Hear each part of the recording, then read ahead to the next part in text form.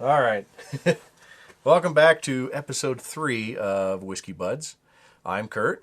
Billy? Yeah, that's Billy. And today, last week or last episode, we had him trying Jameson. And I got to admit, he didn't seem like a big fan of it. But it does seem to hold its reputation as still being a pretty easy drinker, because he still did drink it all. So today we're going to go to a nice, easy bourbon, or at least what I feel is a nice, easy bourbon. Not a quintessential bourbon, because it's got a slightly different ingredient in the mash bill. At least that's what they bill it to make it different. Okay, hold up. Okay. Let's bring up the ones we tried. I gotta grab them. Okay. Would you drink them already? Maybe. All right, so the idea is, I guess we need an intro. We kind of do. We did an intro video, and Like we didn't explain really it. actually introduce what we're trying to do. And I kind of blame the fact that we had not had any alcohol before we tried to record these. But here we are. Go ahead. Oh, intro. I'm Billy. I don't drink whiskey. This is Kurt. He's got a whole museum of whiskey. It's more like a small closet or And cabinet. It's really like medicine cabinet. That's what it is. and he tells me you should drink whiskey. It's really good. You should try this. This is really awesome. And I have no idea what he's talking about. So And he's like, no, it's not. I'm like, oh, bottle of fire, bottle of fire, bottle of fire. So we're doing these videos so he can show me that there are some great whiskeys. That there may be one out there that I would love to drink and relax to and enjoy. Yeah, that's what I think it is. I think we can find a whiskey. So we're going to try to keep a running tally of which his favorite to date is. And I also have in my mind of doing a blind tasting to see if that stays the same over the course of time. But we'll find out. So First episode, yeah, we tried this Sip and Hooch, which Yep. isn't a whiskey. not a whiskey, more just moonshine. But I did age it in an oak barrel to give him the idea of how it changes a mash bill and how it changes a whiskey by keeping it in the oak for a while. So more or less just for the oak impact, to give him an idea of an A/B comparison. Right. And this one, not as good as that one. All right, so this one's better, the aged. So we'll get rid of this. Yeah, and you can go look at our first episode for, Yeah, if you want to see him taste that and not really like it, it's worthwhile. And then the second episode, we tried the Jameson. Yep. Second episode was Jameson. Now, how does that compare? Like, It was good. I think I like that one better. So you like that one better? yeah, let's just keep this one. So if I were to give you a choice between the two, you're going to pick the aged moonshine over the Jameson. Even though it's in this crappy bottle with your Handwritten label. Hey. with your amateur label, and I have no idea what's really in there. But yeah, that was better, I'd say, than the Jameson. I could have snuck anything in there. All right, then we'll get rid of the Jameson now. Today, like I said, a bourbon is a wonderful maker's mark. And I say that is not your quintessential bourbon like, say, a Buffalo Trace or personal favorite, Four Roses. This one does not use rye in the mash bill. And anybody that cares to notice that Four Roses uses several mash bills, I know that too. But quintessential bourbons usually have rye in the mash bill. Maker's Mark decided to go against that and used a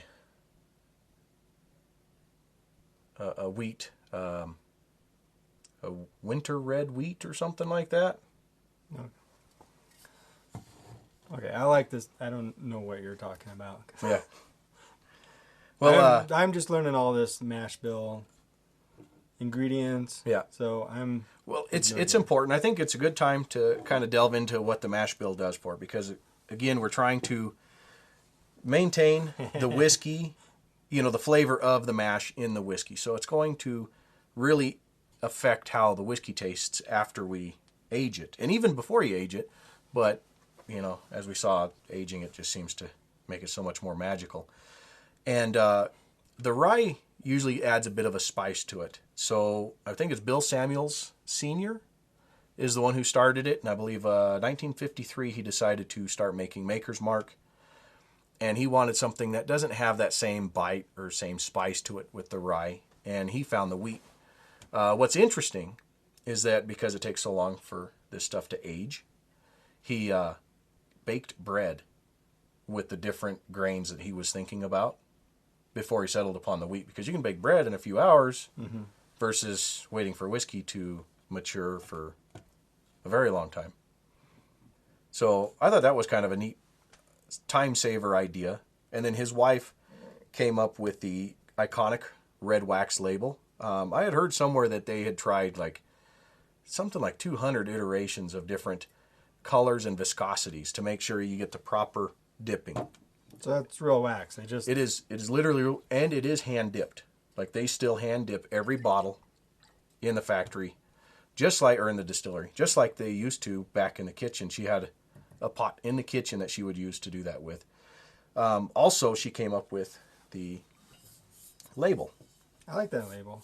It's kind of a neat, maybe rustic, kind of just a classic feel to it. Yeah, she came up with it. They still use a exact replica of the printing press that they used to make it, which I don't remember what it was, but it was like a 1935 printing press that they used to start making the labels at first. And they made an exact replica that they still use today. So if use you look the same at thing. If you grab that Jameson bottle, Yeah. see, Let's open this up and get us going.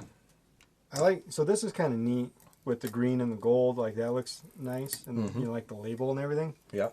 And the neck. Yeah. Pretty cool too. But the green glass just kind of, I think, takes away a lot from the. What would you call it? Like the visual appeal. Yeah. Visual appeal. Like the aesthetics. You can't see the color of the whiskey, and I just don't like that. Like this bottle here just looks so much better. Like if I didn't know any better about which one was good or bad, I would pick that one on the shelf. Yeah, this one definitely does have more curb appeal, I guess, or shelf appeal. Yeah. Who would leave that out on the curb? If it's empty. It definitely looks better than your bottle. It does. Well, you know what? They do have a whole distillery behind them, and I have my living room. You got to start somewhere. All right, so this is going to be... actually, I do have... Let me look real quick here. I wasn't even paying attention. You just twist that off? Yeah, it's just a twist cap. We haven't gotten into the expensive ones with the corks yet. Oh, okay. 70% corn is in this mash bill. And then 16% of that red winter wheat. I think that's what it is. And then 14% of the barley. So it does have some of the barley, like from the Jameson, right? But now it's predominantly corn, so it's going to be more similar to this one. And it's got that red winter wheat, which will soften a lot of it and make it a little bit sweeter. Okay, so we're going to do the sniff test. Yep. This one's a little bit... This is in between. The proof is in between the first two we've tried. It's 90 proof. Wait, so... This is a bourbon. Yes. And the Jameson is not a bourbon. No, it's an Irish whiskey. It's a blended Irish whiskey. And the difference is what they make it out of? Yep. Right? And where they make it. And where they make it. Okay. Yep. Because, Jameson or Middleton, they could, or actually it's Beam Suntory, by the way. Or no, this one is Beam Suntory. Sorry. Jeez. Getting confused. Anyways, Jameson could make this exact same recipe, mash bill, in Ireland, and it couldn't be called a bourbon. Bourbon has to be made in America, just like Scotch has to be made in Scotland. So does that mean Kentucky? It is, actually, but it doesn't have to be. Oh, okay. It just has to be American made. So this smells strong. Yes. Like, even I'm getting the ethanol burn to it. Uh-huh. So you got to try to, get your nose in there, so you try not to get the ethanol You know, because you'll get some of that in there, but you might have to like waft it. You know, like yeah, that's just gonna make your eyes water. Well, that's kind of fun though. All right, yeah, that's stronger. So what are you smelling in there? Okay, smell it. Yeah. So you said this is corn, Wheat. red winter wheat, and Yeah.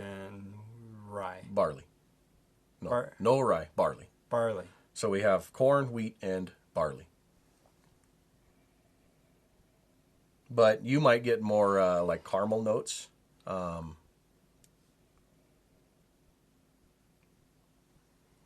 What else is there?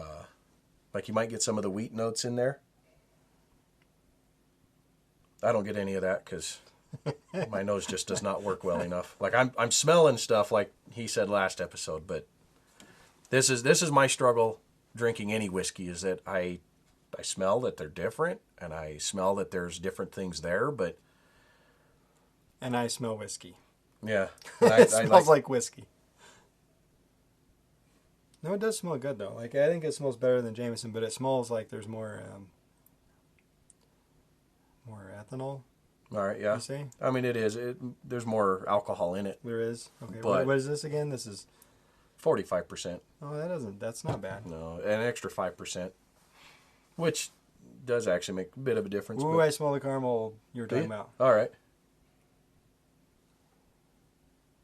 That's Kind of get that hint that no, I just like you say it's there, and then I smelled it, and I'm like, wow, hey, wow, it's there. Like I'm getting something out I of did this. something. Like, yeah, I identified a flavor in there. yeah. Let me consult Well, my I guess I notes. did that last episode with apples, and it wasn't in there. Yeah. So All right. What about vanilla? Vanilla and wheat. there's vanilla in Oak. there. Yeah, maybe. That's Well, I could see like a tiny bit. Yeah. I wouldn't think vanilla and whiskey would go together.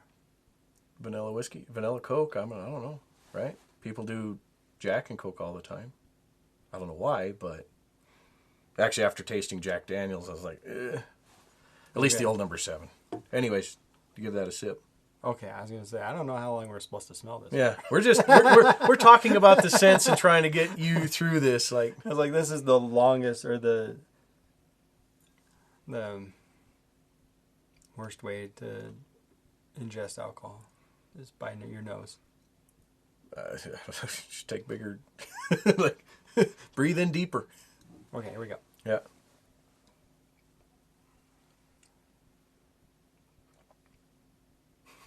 It's so good. You don't think you like that one much at all? That one, for me, has more burn on it than Jameson Whoa. does. It burned again. Did it? I think there was a little bit hiding out in there, and it just like, here I am. Yeah. Just come back. You didn't get rid of me yet. All right, what do you think on that one, the flavor? I like it after it burns you.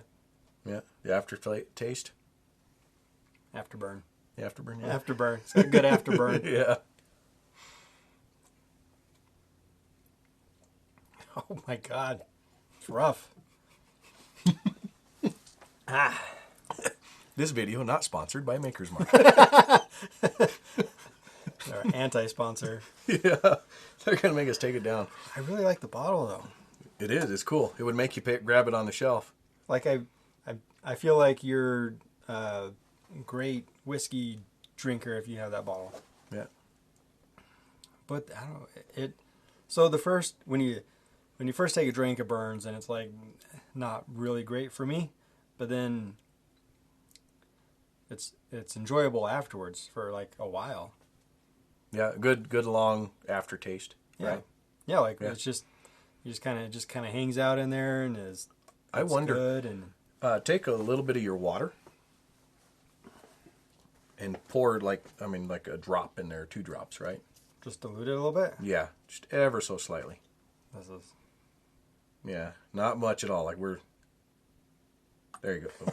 It's probably a little bit more than you needed, but all right. I am not a chemist. It's all right.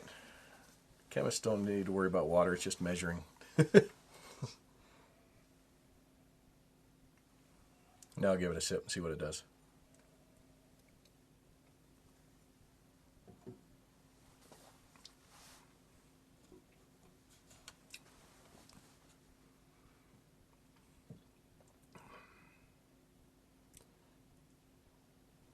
Nothing?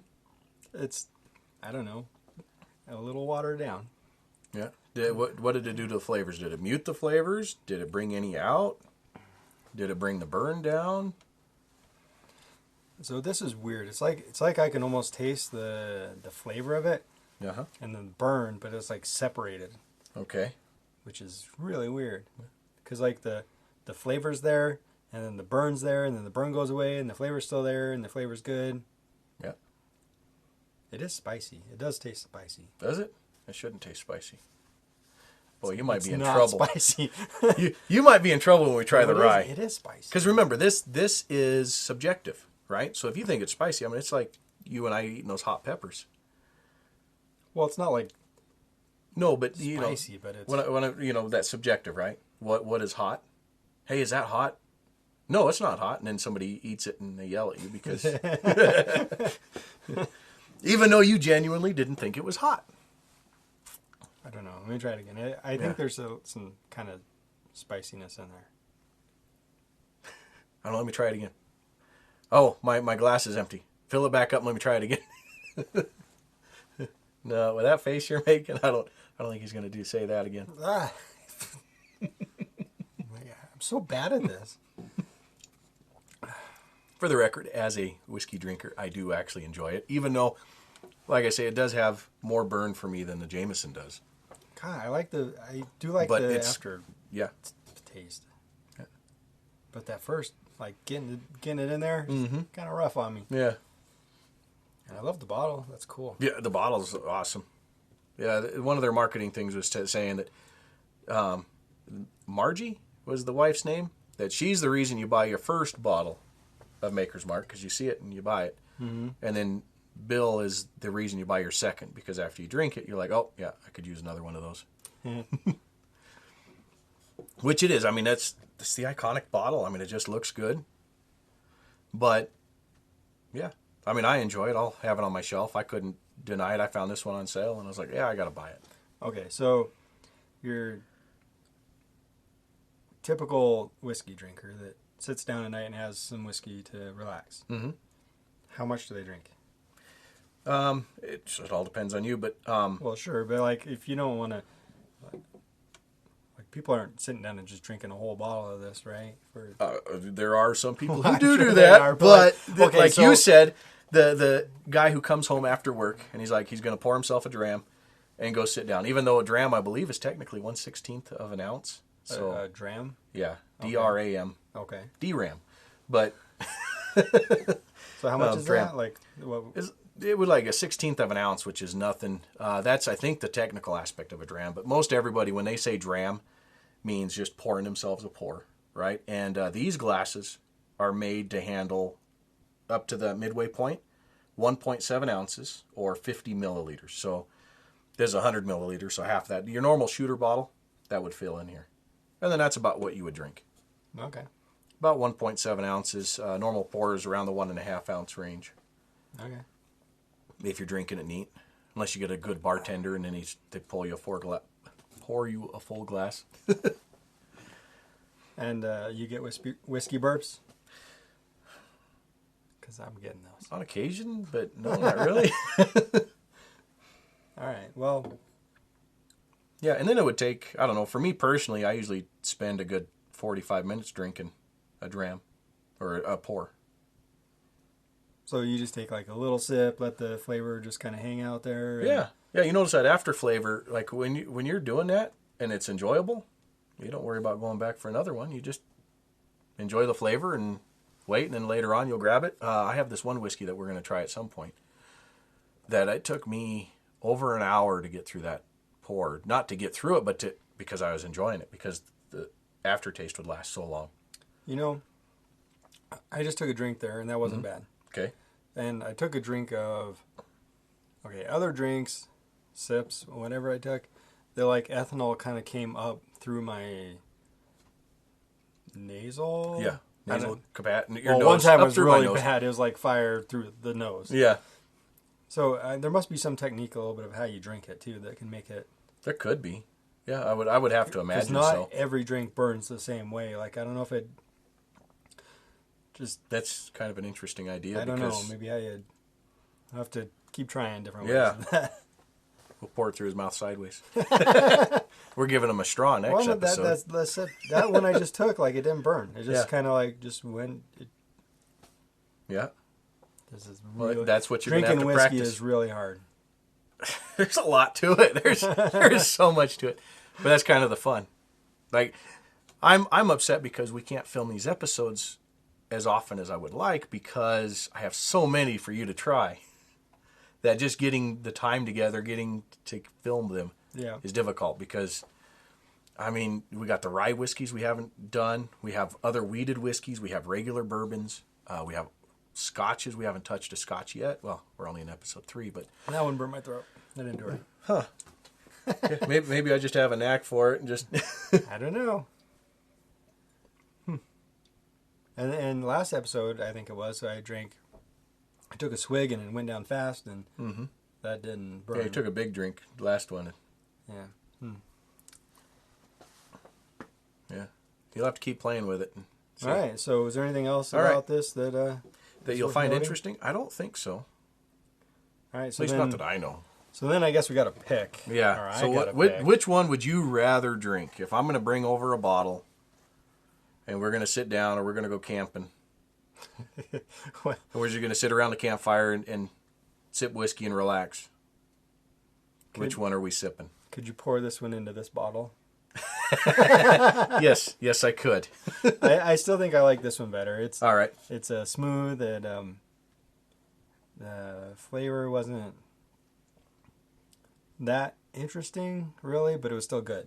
So I find that to be kind of one of those interesting moments, too, that a whiskey doesn't have to necessarily be complex to be good.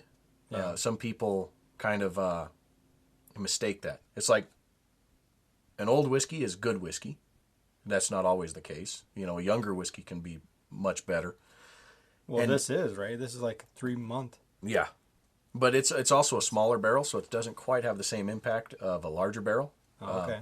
More, less whiskey versus more wood versus, more whiskey in the wood for the bigger barrels. Oh. If that made any sense to anybody. So more wood's better. You're saying? Yes, always. No, not necessarily, but This is a little hard to drink it, I think. just because it burns so much. I don't know, like when it first hits your mouth, it just like rough. But then it smooths out and it's like then it's good. So I don't know what it is. I just don't really like taking drinks of it. But after I take a drink, then it's good. Then it's good, so it makes you want to go back for another one. But Well, yeah, like it eventually kind of just wears off, and then you're like, take another sip, and then I take that sip, and it's like, and I'm like, oh, it's good. all right. So Yeah. I do like it, but it's that initial drink is just kind of rough, and the initial drink on this one, Yeah. it's just smooth and I think we should also note that this one, too, is also 50% alcohol. Or at least 50%. okay, so it has just as much. No, it's got more alcohol. More alcohol. Yeah. This one's the one with the most alcohol. That's interesting. Maybe that's why he likes it better. But yeah, so this is, and you said it was smoother. So that's kind of one of those fun things that I've noticed with people trying these whiskeys is that they don't always pick the whiskey that, like, sometimes they say a smoother whiskey and then they'll pick one with a higher proof. And they'll be like, wait, no, that doesn't taste like that high of a proof. And it's like, but between the mash bill, the aging, and the way it's made, it just changes it. I don't know. Personally, I like Maker's Mark, but I like most whiskeys. There are only a few that I just don't care for. Well, I do like it, but like I said, just that that first part just rough on me. Yeah. So I'm gonna have to stick with your Homemade sip and hooch. Aged sip and hooch. There you go, man. fake whiskey. It is. It's not whiskey. It's just aged moonshine. That's all it You is. could have $1 billion business right here if you changed your bottle. Yeah, and I actually got the rights from Mystic Mountain to be able to. And I bought all your whiskey. Yeah, Probably. I don't know. Maybe we'll have a new product for them in the future.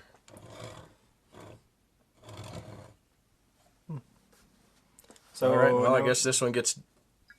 I guess we try a new one for next week to see if we can dethrone the homemade whiskey. I think what we're trying to say here is that I make the best whiskey. No matter what I put in that barrel, it just comes out better. Like we're trying to dethrone this. Dude, you need better taste buds. Well, that's what you get for inviting me on this show. That's why you're. That's the show right there. All right. Well, do we need any closing words? Yeah, if you have any ideas of how we should end our videos, leave them in the comments below because we have no idea. That sounds great. Cheers.